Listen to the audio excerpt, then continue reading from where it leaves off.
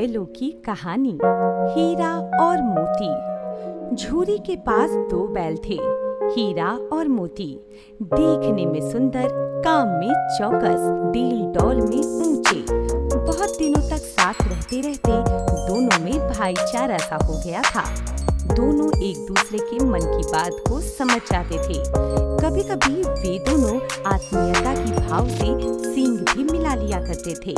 नाद में खली भूसा पड़ जाने के बाद दोनों एक साथ उठते, साथ नाद में मुंह डालते और साथ ही बैठते थे। यदि एक मुंह हटा लेता था तो दूसरा भी हटा लेता था।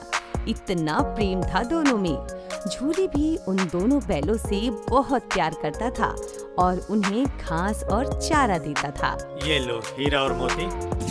एक दिन झूरी ने अपने बैलों को अपने साले गया को कुछ दिनों के लिए दे दिया। अरे जल्दी क्यों नहीं चलता?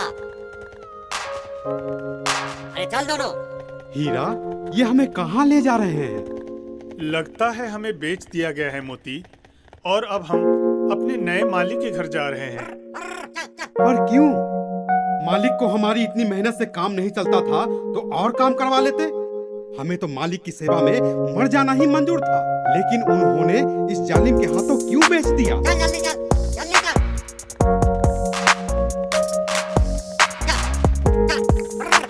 हीरा और मोती जाना नहीं चाहते थे, क्योंकि झूरी ने दोनों को कभी मारा नहीं था।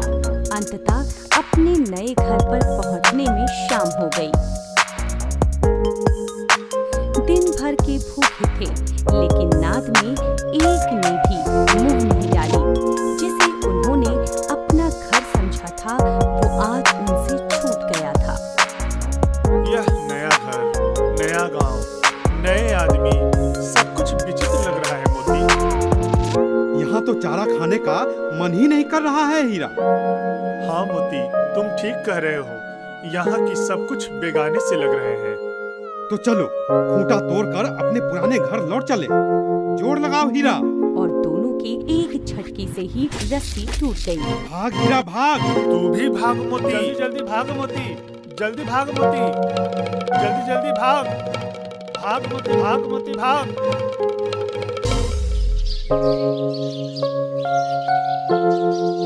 झूरी प्रातःकाल सोकर उठा तो देखा हीरा और मोती दोनों चरनी पर खड़े हैं। मेरे हीरा और मोती लौट आए दोनों। और झूरी ने दौड़कर उन्हें गले लगा लिया।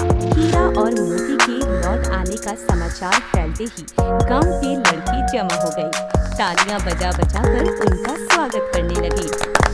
अरे वाह, क्या बात है! हमें दोनों पशुओं का सम्मान करना चाहिए। ये लो रोटियां खाओ, ये गुड़ भी ले लो। अरे ऐसे बैल किसी के पास ना होंगे। हाँ, इतनी दूर से दोनों अकेले ही चले आए। ये बैल नहीं, उस जन्म के आदमी रहे होंगे। परंतु झूरी की पत्नी यह सब देखकर जल भुन गई। कैसे नमक हराम बैल है। एक दिन भी वहाँ काम नहीं किया और भाग खड़े हो गए। नमक हराम क्यों कहती हो? चारा दाना न दिया होगा तो क्या करते? अरे हाँ, बस तुम ही तो बैलों को खिलाना जानते हो। बाकी लोग तो पानी पिला पिला कर रखते हैं। इन कमचोर को सूखे फूसे के सिवा कुछ न दूंगी, समझे? यह कहकर झूरी की पत्नी वहाँ से चली जाती है। तब झूरी ने अपने नौकर से कहा, थोड़ी सी खली क्यों नहीं डाल देते हो? अरे ना, मालकिन मुझे मार भी डालेगी। अरे उसे पता ही नहीं चलेगा। अरे ना दादा, पीछे से तुम भी उन्हीं के जैसे कहोगे। अगले दिन झूरी का साला गया फिर आया बैलों को ले जाने के लिए। इस बार उसने दोनों को गाड़ी में जोता। हीरा, मैं चाहता हूँ गाड़ी को खाई में ढकेल दूं। नहीं मोती, ऐसा करना ठीक नहीं है। हीरा, तुम मुझे कुछ करने ही नहीं देते हो। अरे जल्दी क्यों नहीं चलता? चलते चलते शाम हो गई। घर पहुंचकर गया ने फिर वही रूखा सूखा भूसा डाल दिया। अरे फिर वही रूखा सूखा भूसा? हीरा, मैं भूखा रह लूंगा पर ये नहीं खाऊंगा। तभी एक छोटी सी लड़की 2 रोटियां लिए निकली। तुमने कुछ खाया नहीं? ये लो, तुम्हारे लिए रोटियां लाई हूँ। वो लड़की भैरों की थी। उसकी अपनी माँ नहीं थी और उसकी सौतेली माँ उसे हमेशा मारते रहती थी। हर रात वही बालिका उन्हें 2 रोटियां खिला जाती थी। इन 2 रोटियों से उनका पेट नहीं भरता था, परंतु उनके दुखी मन को अवश्य शांत करता था। दोनों दिन भर खेतों में जाते और खूब अंडे खाते। फिर शाम को उसी स्थान पर बांध दिए जाते थे।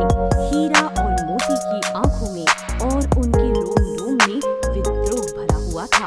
अब तो और सहा नहीं जाता हीरा। तुम करना क्या चाहते हो मोती? यही कि अपने सींगों पर उठाकर पटक देना चाहता हूँ इस घर के मालिक को। अगर ऐसा करोगे तो वह प्यारी लड़की अनाथ हो जाएगी। बेचारी हमें रोटियां खिलाती है। ये उसी की लड़की है जो इस घर का मालिक है। तो क्या मालकिन को फेंक दूं जो इस लड़की को मारते रहती है? नहीं नहीं, ऐसा भी मत करो। हीरा, तुम मुझे कुछ करने ही नहीं देते हो। अच्छा तो बताओ, रस्सी तुराकर भाग चलें? हाँ, ये ठीक है मोती, पर इतनी मोटी रस्सी टूटेगी कैसे? रात में छोटी बच्ची रोटियां खिलाने आती है। तुम दोनों चुपके से भाग जाओ, नहीं तो ये लोग तुम्हें मार डालेंगे। वे लोग तुम्हारे नाकों में नाथ डाल देंगे।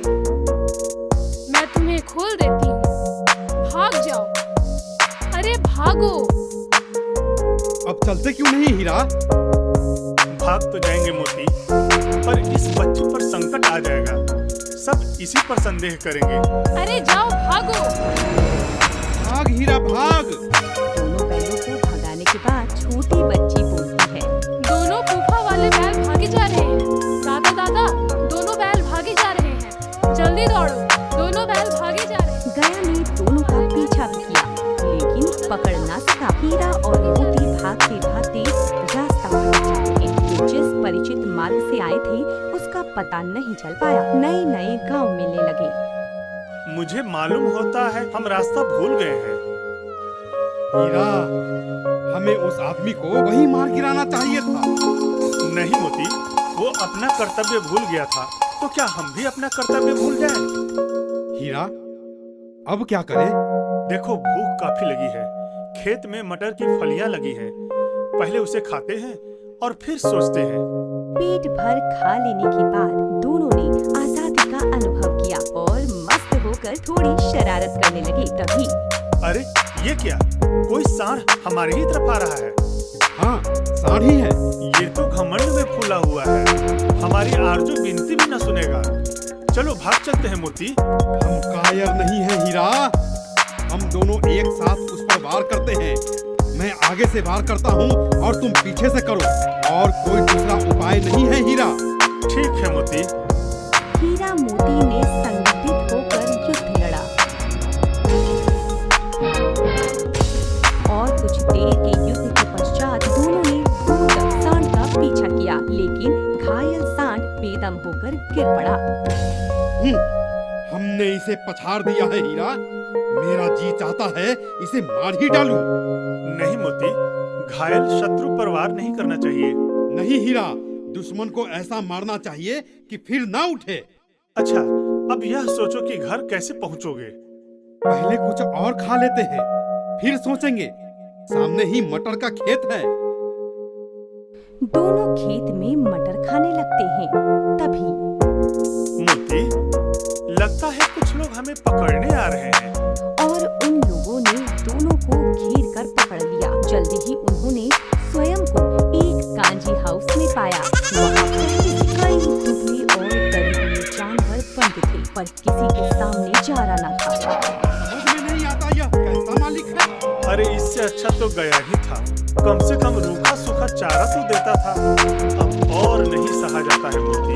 चलो मिलकर दीवार तोड़ते हैं हीरा। मोती तुम तोड़ो, मुझ में अब दम नहीं बचा है। मोती दीवार तोड़ने की कोशिश करने लगता है। बाड़ी की दीवार कच्ची थी। मोती अपने नुकीले सींग से दीवार पर वार करने लगा। तभी कांजी हाउस का चौकीदार उसे यह करते देख लेता है। अरे दीवार तोड़ता है, रुक अभी तुझे सबक सिखाता हूँ। और दोनों बैलों को डंडे से मार मार कर मोटी रस्सी से बांध दिया। क्या फायदा हुआ? मार भी पड़ी और बांध भी दिए गए। मैं तो जोर मारता ही रहूंगा, चाहे कितने ही बंधन पड़ते जाएं।